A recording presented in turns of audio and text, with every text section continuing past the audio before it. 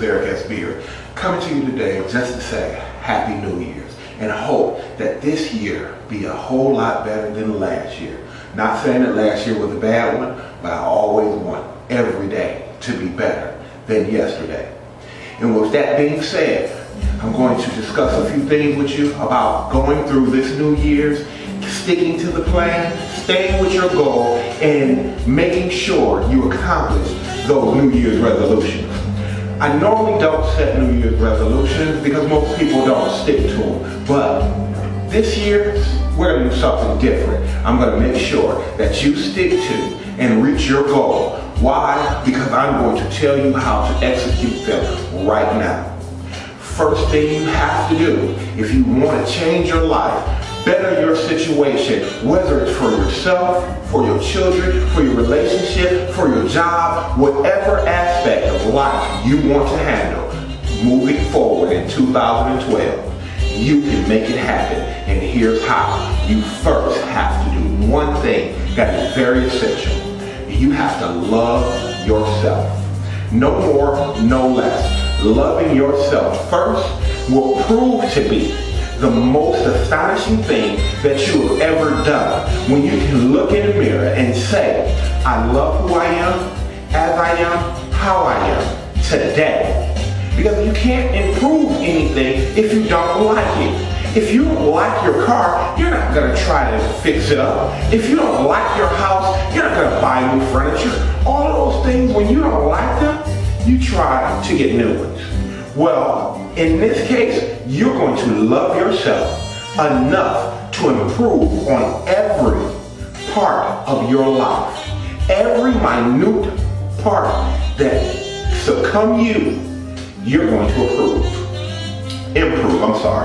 Now, here's what we're going to do. We're going to look in the mirror, take a real good look from head to toe, and tell yourself, I love my feet, I love my ankles, I love my thighs, I love my calves, I love my hips, I love my waist, I love my chest, I love my arms, I love each and every last little finger. Then you're going to look dead into your face, right into your eyes, smile, and say, I love me. Because that way, when you start on this journey to improving you, what you're going to do is know that you're not doing it because you just want to look better. You're not doing it because your sister is getting married. You're not doing it to fit in a dress. You're not doing it to improve or impress anybody. You're doing it because you love you. If you truly want to lose weight, you first have to realize that you're not doing it because of looks. You're doing it because fitness increases your well-being physically, and mentally, and emotionally.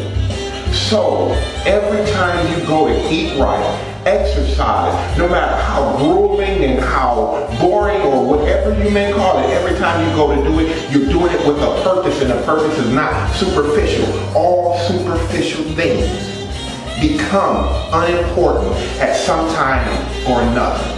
We don't care about how we look when the lights are turned off. We don't care about how our clothes fit when no one's looking at us. But you should always care about your health and well-being, whether it's just for you, whether you want to live a longer life for your children, or whether it's just time to improve your health.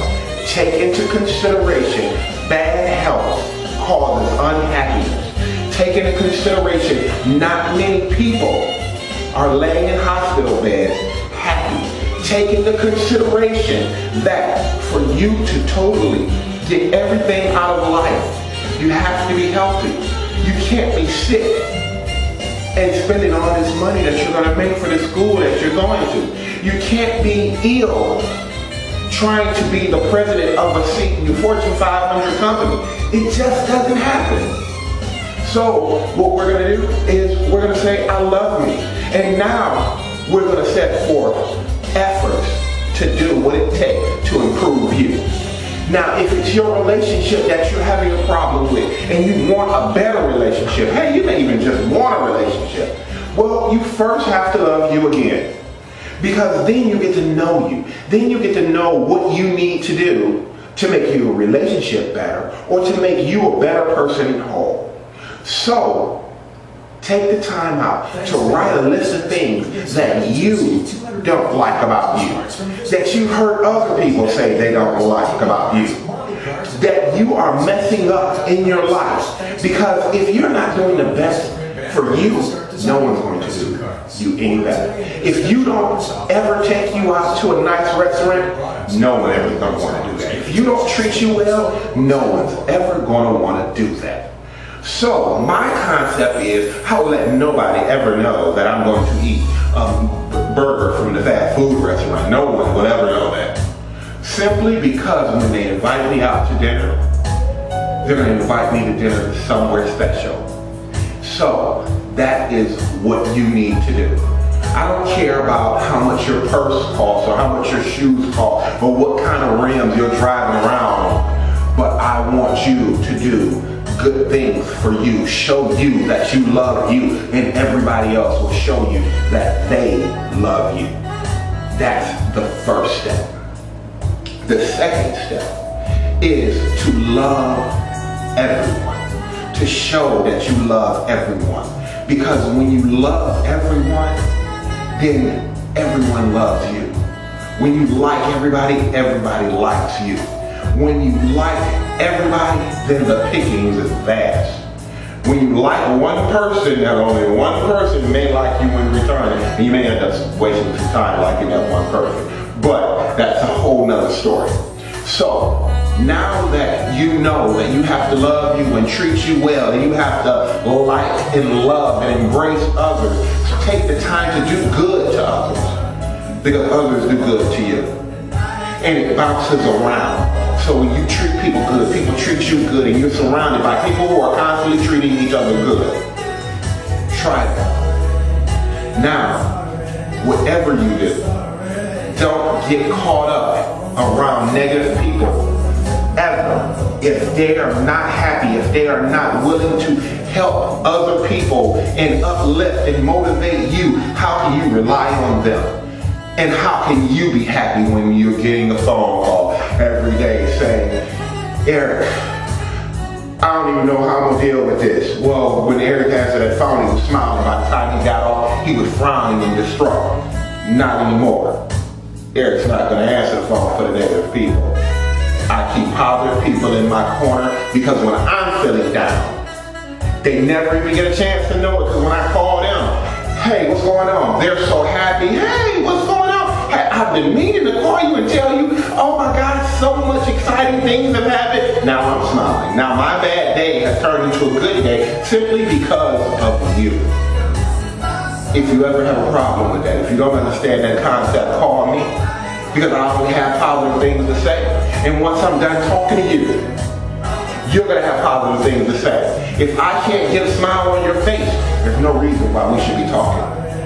That's the honest to God truth. Now, we know how to be happy, but what I want you to try for the first 7 days of the year is to go each and every day positive.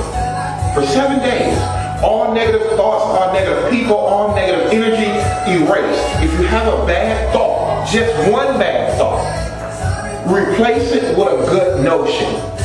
So if you say, I don't know how I'm going to make it to work. Well, that was kind of negative because you didn't give your chance. Wait, I know I'm going to try to make it to work, and I don't care what's going to happen, I'm going to get to work. See, when you have that kind of thought, you make it there. When you give a little bit of negative energy to anything, it turns negative, and then the reaction turns negative. So that's what I'm going to leave you with. 7 days, for the next 7 days. Stay positive. It's a new year, new you, new things to do. Let's get to exercising, eating right, and living positive. This is Eric S. Beard, and I hope you're enjoying the new year.